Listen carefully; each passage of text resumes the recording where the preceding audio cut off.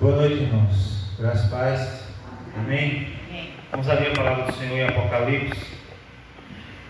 Como a gente fala lá, às vezes, para muita gente, Apocalipse é um livro que traz medo. E nós precisamos ler Apocalipse com esperança. E a realidade que nós vivemos aqui não há de se comparar com o que Deus tem preparado para nós. Apocalipse 21 é um dos textos que eu mais gosto, pois fala de uma realidade que o crente deve viver nessa expectativa.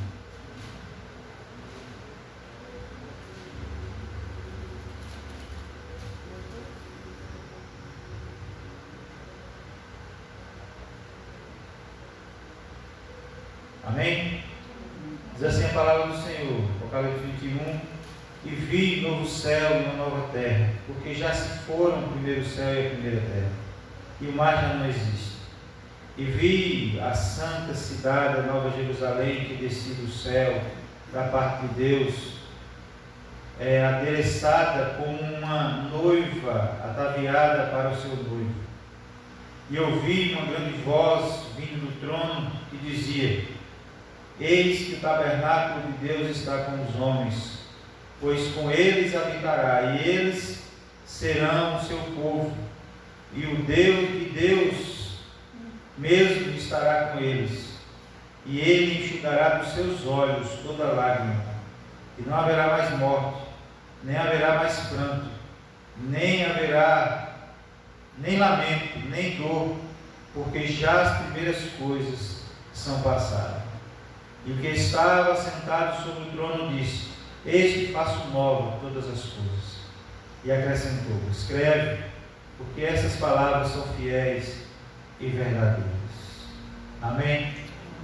Num contexto em que o apóstolo João estava preso, exilado numa ilha deserta, uma ilha vulcânica, uma ilha separada para prisioneiros, e ele estava lá como um prisioneiro. Parecia que as portas do mundo estavam fechadas para a pregação do Evangelho, pois ele já era o último dos apóstolos vivo. Todos os outros já haviam morrido, crucificado, degolado, apedrejado. E ele era o único ainda que estava vivo. E a mensagem de Deus para a vida dele, para ele e para a igreja do futuro, que Deus enxugará dos seus olhos toda lágrima. Nós vivemos num mundo, irmãos, de aflições. Jesus mesmo disse: No mundo tereis aflições, mas tende bom ânimo, eu venci o mundo. E a Bíblia diz também que se nós formos viver com a esperança, se a nossa esperança estiver firmada somente aqui nessa terra, a Bíblia diz que nós somos os mais miseráveis de todos os homens. A marca do crente, do servo de Deus, é viver aqui na terra, na expectativa de que um dia o Senhor virá nos buscar e enxugar dos nossos olhos toda a lágrima. E visitando uma pessoa que está passando por uma luta, por um momento que esteve passando por um momento de luto, de muita dor, e ela se questionando e questionando muito a Deus. E o que é que você fala numa hora dessa? E o texto que eu lembrei para ela foi essa: Minha irmã, eu não compreendo a dor que você sente, e eu digo a verdade, eu não quero sentir a dor que você está sentindo, eu não quero passar pelo que você está passando. Mas eu sei de uma coisa, que a Bíblia diz, que a nossa esperança é essa: que Deus nos enxugará dos nossos olhos toda lágrima, não haverá mais morte, nem pranto, nem dor, por todas essas coisas serão passadas. E a nós, diante desse mundo de dores, de decepções, de desânimo muitas vezes, de falsas expectativas, de sonhos não alcançados, é nessa esperança que nós devemos viver. Amém? Vamos orar. Pai, louvado seja o nome do Senhor. Obrigado pela tua mensagem, que é consoladora e que renova-nos a esperança de que dias melhores virão. E essa mensagem é verdadeira e nós devemos viver nessa expectativa. Tem muitos vivendo nesse mundo como se fosse só esse mundo. Comamos, bebamos, que amanhã morreremos. Mas nós não. Nós vivemos na expectativa da vinda do Senhor, da vinda gloriosa do Senhor. Ó Deus, isso é que nos alegra e essa deve ser a nossa marca. Por isso, aviva isso no nosso coração em todo o tempo.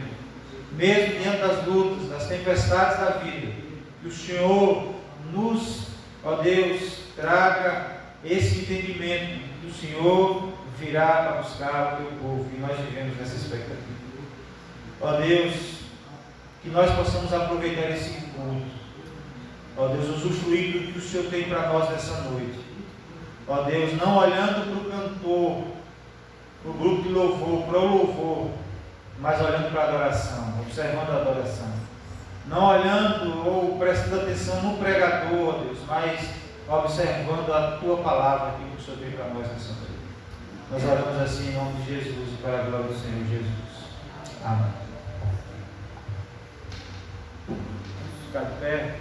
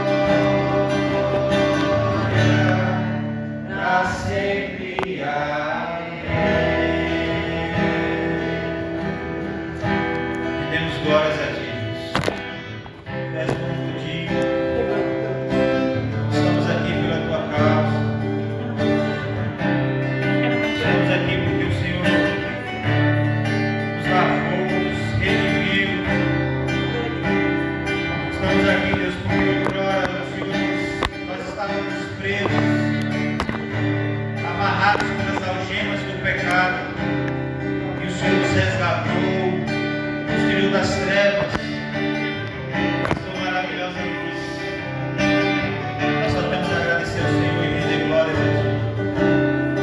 Render glórias a Ti pelo que o Senhor é nas nossas vidas. O Senhor nos libertou, pelo Deus que o Senhor é, pelo amor incondicional do Senhor sobre nossas vidas. Nós louvamos ao Senhor por isso. Amém.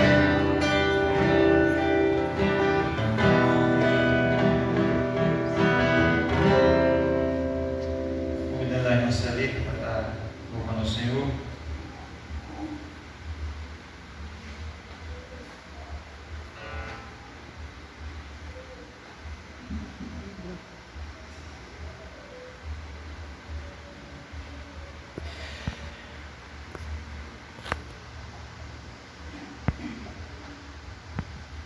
Salve, irmãos, na paz do Senhor. Amém. Divino companheiro no caminho, tua presença sinto logo ao transitar. Vindo dissipar de todas as trevas, já tenho a luz bendita do amor. Fica, Senhor, já se faz tarde. Tens meu coração para pousar. Faz em mim morada permanente. Fica, Senhor, meu Salvador. A sombra da noite se aproxima e nela o tentador já vai chegar. Não me deixe só no caminho. Ajuda-me até chegar.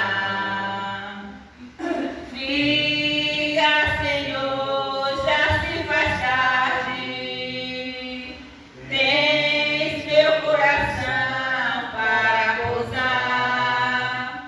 Faz em mim morada permanente.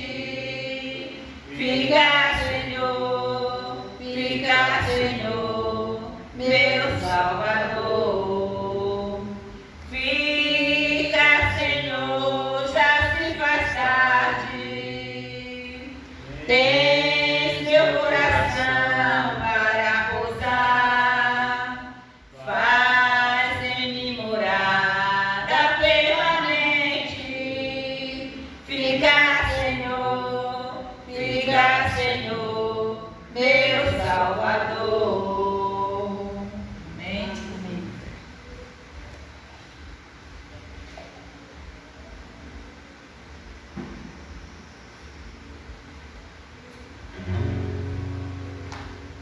Amém. Enquanto nós cantamos mais esse canto, você que trouxe seu dízimo, sua oferta, você pode estar depositando no altar do Senhor.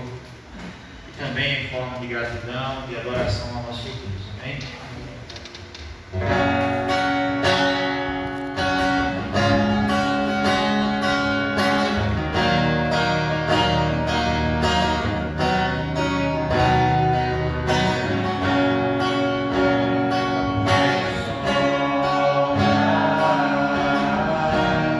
Só Ele sabe para onde vai.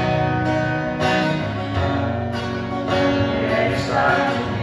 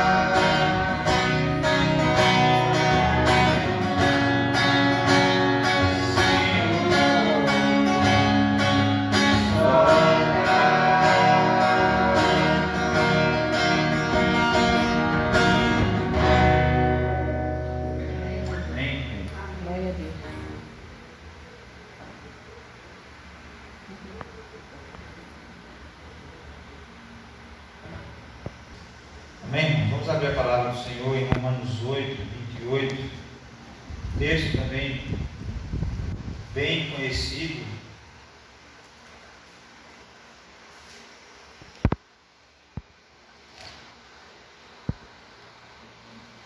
Romanos 8, 28.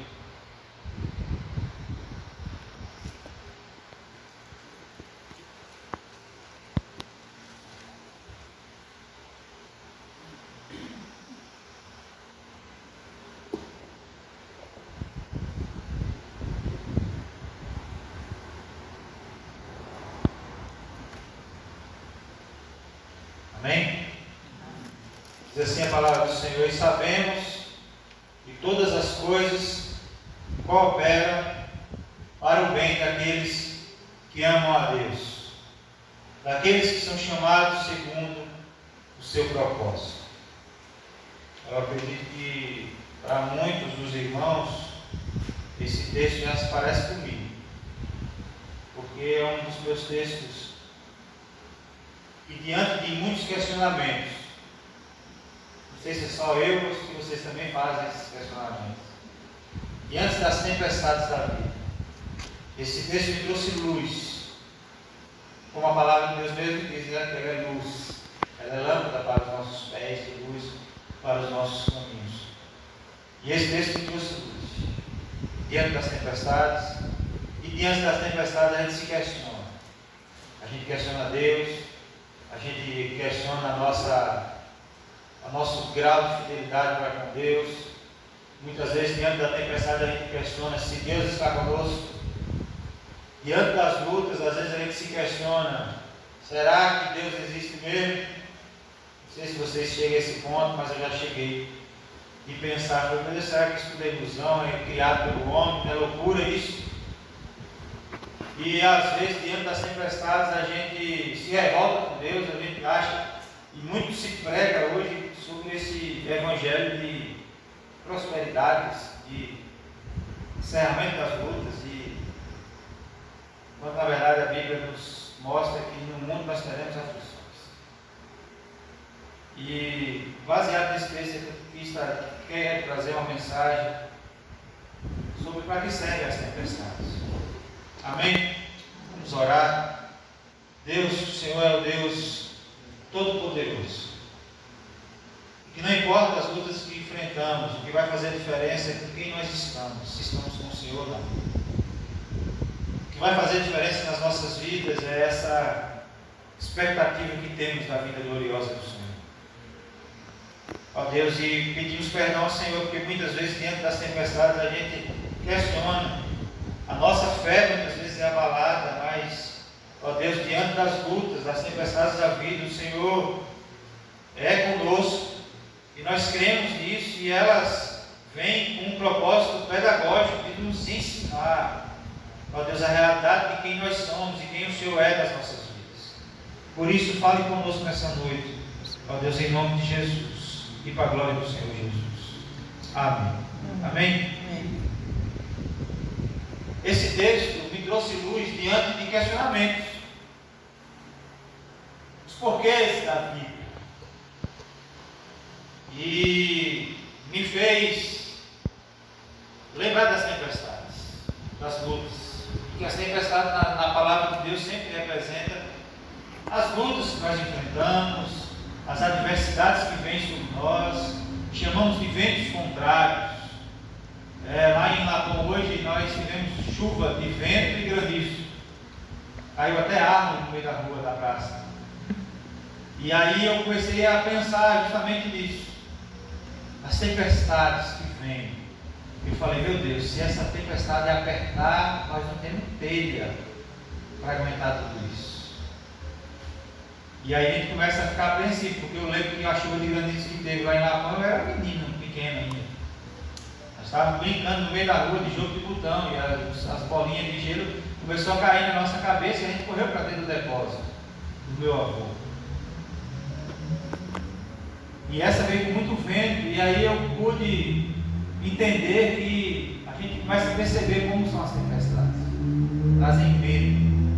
E muitas muitas vezes trazem questionamento. Mas o texto de Romanos 8, 28, nos traz um alento, porque diz que todas as coisas cooperam para o bem daqueles que amam a Deus, para o bem daqueles que são chamados segundo o seu propósito. Não são quase todas as coisas, são todas as coisas. Às vezes a gente nunca vai compreender o propósito de Deus, o porquê que Deus muitas vezes permite passar por certas situações, mas que no final das contas sempre nos cooperou para o nosso bem. A gente vinha ali agora, e quando a gente virou a curva para voltar para cá, lá das pedras, pelo caminho dos Brejeiros lá, eu ouvi uma zoada e vi uma moto vindo lá no fundo, e eu vi uma zoada maior. Eu até pensei, né, comigo, que moto zoada lenta? Quando a gente vira a curva, a gente disse, não, por cima do trator, sem farol nenhum. Já pertinho assim, a gente tomou um sustinho, porque não estava vendo. Eu tomei um susto porque eu estava esperando a moto chegar, mas não estava esperando o trator, como aqui na irmã Celita do Gacombe, né? E isso vem de forma repentina. E aí eu fiquei pensando aqui agora, porque se fosse alguns segundos mais para frente, a gente poderia ter tido uma colisão ali, que eu não estava vendo. E aí eu fiquei pensando, a irmã Ana não pôde vir, a irmã Paulinha, que normalmente vem, eu falei, vou dar uma rezinha aqui. Deu uma rezinha até de frente da casa dela. E a gente for parar para pensar aqui, a resenha que a gente deu é a distância que a gente passou pelo trator, mais ou menos. E aí a gente sabe que todas as coisas cooperam para o bem daqueles que amam a Deus. Às vezes aparece um cachorro na estrada, a gente freia. Às vezes Deus está livrando de um perigo lá na frente. As tempestades, elas vêm também não para nos destruir, elas vêm para nos ensinar. E eu gostaria de compartilhar sobre duas tempestades aqui na Bíblia. Nós podemos encontrar duas tempestades bastante conhecidas até. A primeira tempestade, ela serve para nos ensinar alguma coisa. A primeira tempestade, ela serve para nos mostrar que nós estamos no caminho errado e que nós precisamos voltar. O texto está lá em Jonas, capítulo 1, verso 4, e diz assim: mas o Senhor mandou ao mar um grande vento, e fez-se no mar uma forte tempestade, e o navio estava a ponto de quebrar-se. Nós conhecemos a história de Jonas. Deus chama Jonas com um propósito. Assim como Deus nos chamou a mim e a você também com um propósito. E Deus chama Jonas para pregar o Evangelho a uma cidade chamada Nínive. E Nínive era um povo que Jonas não gostava, porque perseguia o povo de Deus. Havia várias afrontas com o povo de Deus. E a mensagem que Deus deu a Jonas era a mensagem de arrependimento. E mediante arrependimento a gente sabe o que acontece, né? Salvação. E Jonas não quer pegar para esse povo. Então Jonas sai na direção contrária à direção que Deus mandou para ele. Sobe a Nínive e prega essa mensagem. Jonas vai para outro lado, sobe no barco, entra no porão do barco e foge. E aí o texto aqui diz, no verso 4, que o vento, Deus mandou o vento, uma tempestade, para assolar o barco onde Jonas estava. E aí, como a história de Jonas, a gente foca muito em Jonas, mas a tempestade veio aqui, não foi para Jonas em si. Porque Jonas, o texto diz que Jonas estava lá no porão, não estava nem aí para a tempestade. A tempestade veio para o dono do barco.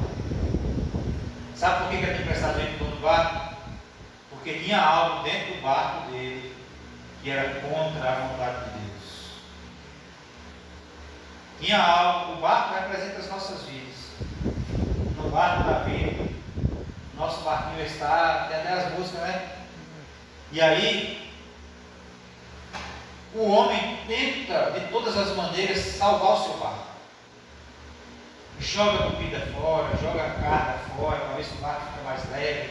E aí chega uma hora que o dono do barco cai em si. E muitas tempestades vêm sobre nós para a gente cair em si e falar assim: o que é que tem de errado aqui? Calma, vamos, no meio da tempestade, vamos ter calma aqui e vamos ver o que é que tem de errado na minha vida que eu preciso consertar. Você já passou por luta e você fala assim: o que é que eu estou fazendo de errado? Você já pensou assim? Às vezes as tempestades vêm para isso também, para tentar nos mostrar que tem algo errado na nossa vida e que a gente precisa consertar. E aí o texto diz que o dono do barco começou a pensar e procurou um a outro e começou a caçar o problema. E ele acha o problema lá no fundo do porão. E às vezes o nosso problema, irmão, está lá no fundo do nosso coração, escondido, nem mesmo a gente sabe que está lá. São mágoas, ressentimentos, falta de perdão, sabe, essas coisinhas que vai minando a nossa mente, o nosso coração, que vai trazendo transtorno para as nossas vidas e a gente nem compreende isso.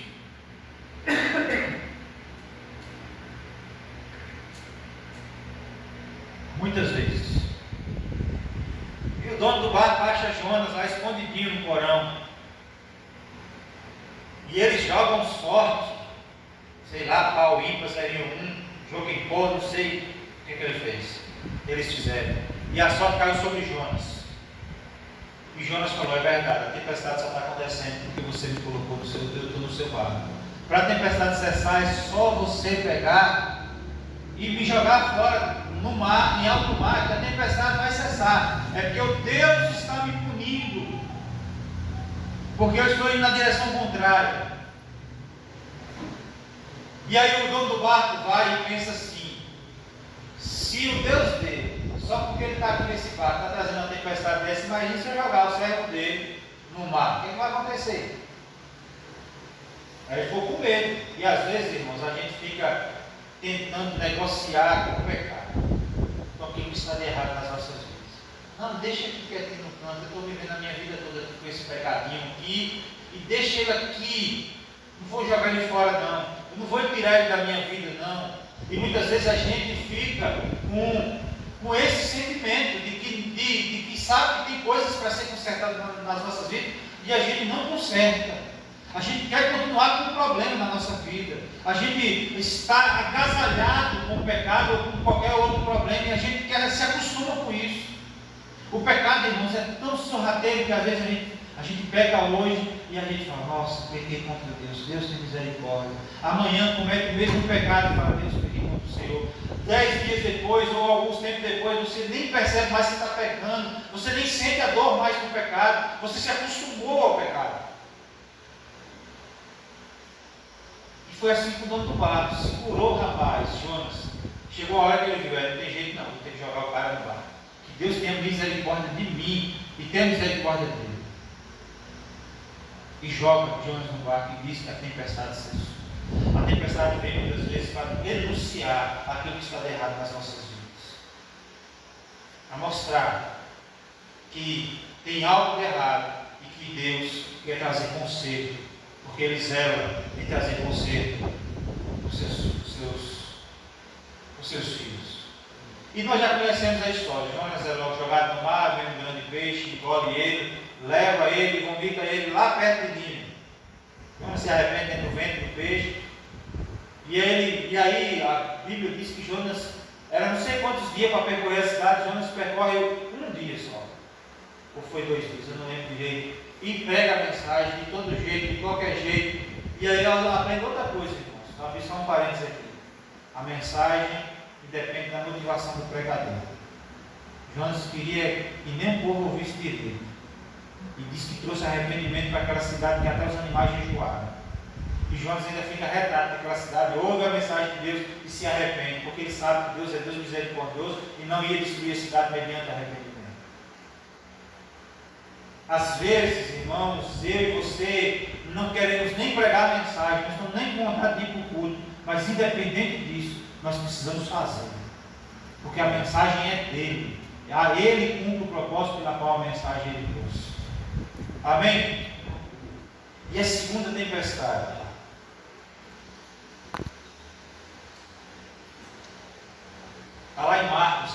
4, verso 37. Levantou-se grande temporal de vento e subiu as ondas por cima do barco, de maneira que já se enchia. Nós temos aqui uma outra tempestade, irmãos, que estava trazendo uma mensagem diferente da primeira. A mensagem aqui não era de denúncia.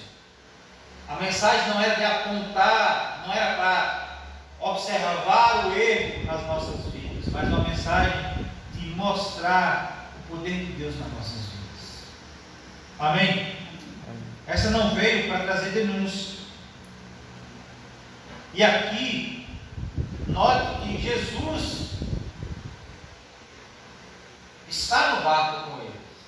E às vezes, irmãos, é isso que o mundo às vezes tem trazido, uma mensagem positivista, uma mensagem coach, que traz, que enche o eco, que nos faz chorar de emoção, de saber que Deus está conosco, de fato Deus está, e de trazer e dizer que tudo é vitória nas nossas vidas, e que nós não vamos passar mais por lutas, e essa mensagem que a gente gosta, muitas vezes, que enche o nosso ego. A mensagem muitas vezes não é cristocêntrica, é o homem no centro, falando do homem, dos problemas do homem, passando a mão na cabeça dos problemas, por causa dos problemas do homem, e aí a gente se sente com o coração, com o ego cheio, nós ficamos barrigudos da palavra de Deus, porque a gente gosta dessa mensagem. Muitas vezes. Pensa em uma pessoa te elogiando o tempo todo, te enchendo a bola. Pensa aí, eu falo lá em casa, Caleb, a gente tem que estar furando a bola do Caleb. Tem menino que a gente tem que estar enchendo. E aí, rapaz, você é abençoado, você é um menino inteligente, você é bonito.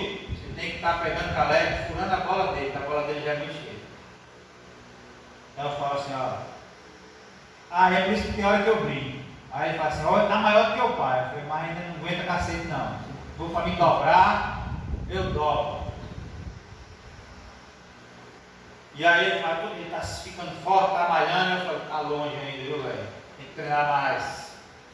Tem que estar furando a bola, porque senão, se você encher a bola dele, ele voa. E às vezes a mensagem é assim também. Encher a nossa bola.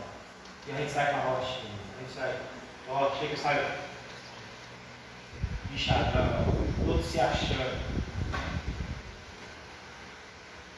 Pecadores, muito pecadores nós somos. Precisamos da graça e da misericórdia de Deus. Só que aqui, irmãos, Jesus coloca esses homens no barco e Jesus vai dormir. E aí o barco é assolado, começa a encher de água. Você já andou de barco que começou a encher de água?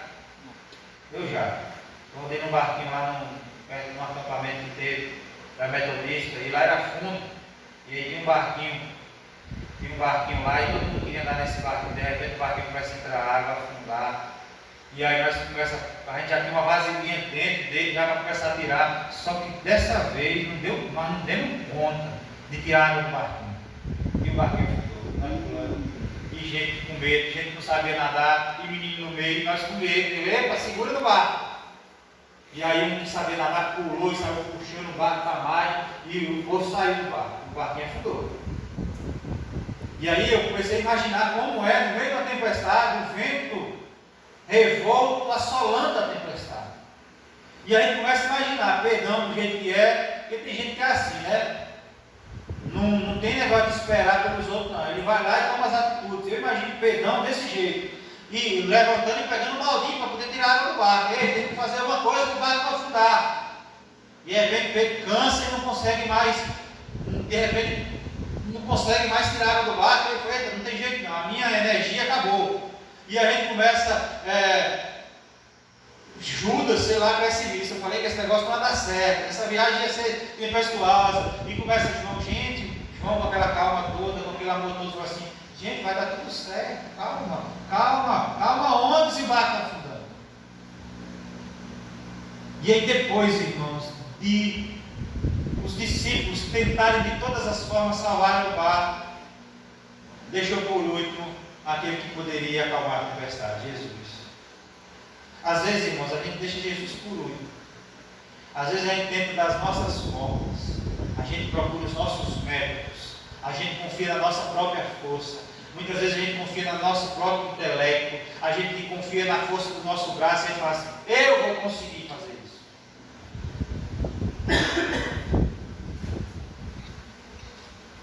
E Deus está querendo mostrar para mim e para você, muitas vezes, que sem Ele nós não conseguimos. E é nessa hora que a gente deixa Jesus por último e fala assim, ei, vamos acordar Jesus. Nós não temos o que fazer. Jesus, não te importa que pereçamos? A Bíblia diz que Jesus acorda. Eu imagino ele ficando de pé no meio do barco e dizendo, vento, acalma-te. Mar, aquieta. A mensagem dessa tempestade, irmãos, não é outra senão esta.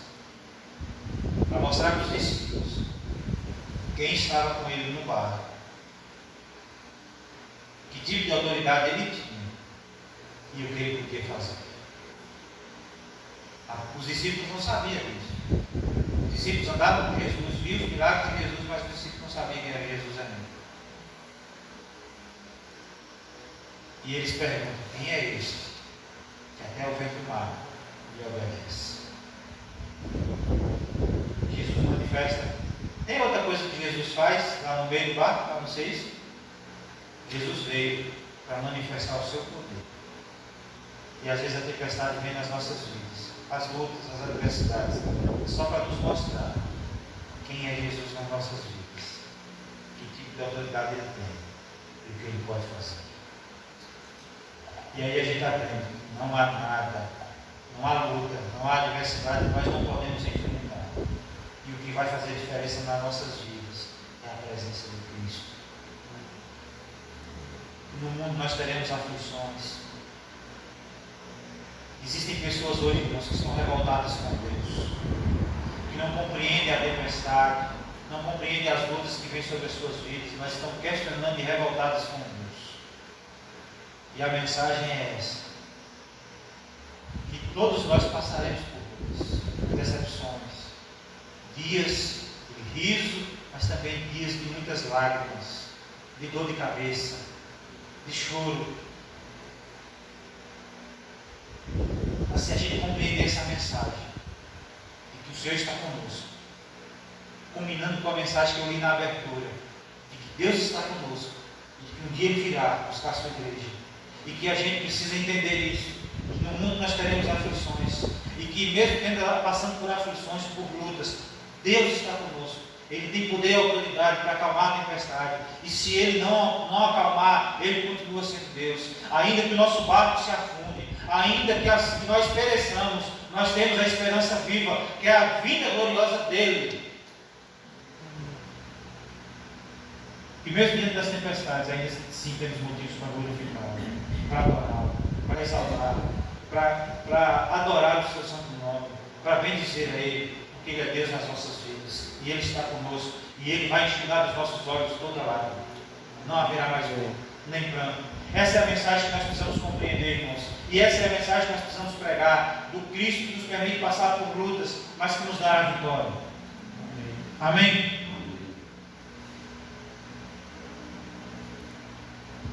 Basta a gente analisar o tipo de tempestade nós enfrentamos. E como a palavra de Deus diz, Michel, não estou passando por nenhuma tempestade, nem sei porque você está trazendo essa mensagem.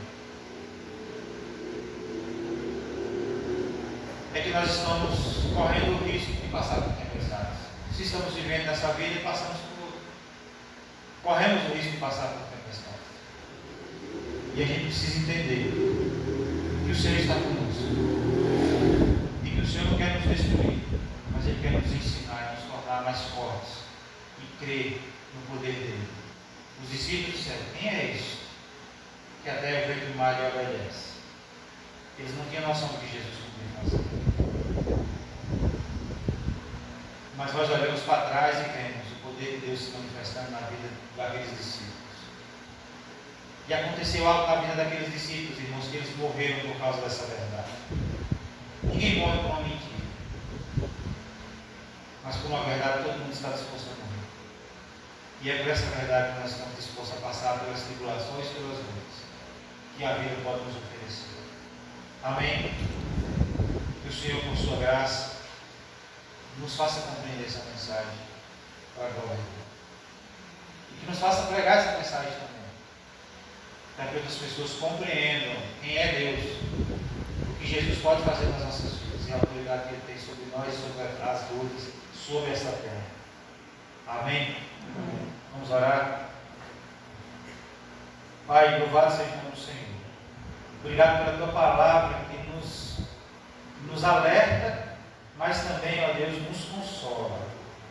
O Senhor é poderoso se estiver nas nossas vidas. Nós queremos que o Senhor está conosco.